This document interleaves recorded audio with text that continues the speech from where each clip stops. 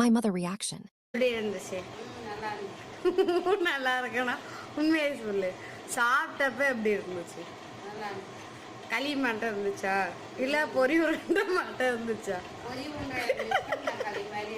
பொரி உருண்டையில மிக்ஸ் பண்ண களி.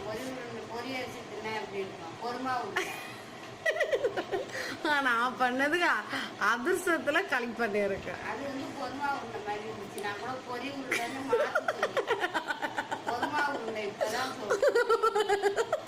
அரிசியை வறுத்து அரிசி பச்சரிசியை வறுத்து அதை உலுக்கி அதுல சக்கரை பாவு போட்டு நான் அதெல்லாம் பண்ணலாம். வெறும் அதிரசத்தை பண்ணி தான் போட்டேன். அதை பொடி உலுக்கி அதுல தண்ணி ஊற்றி வேக வச்சு அதை செய்யறதுதான் பொறுமா உருண்டை.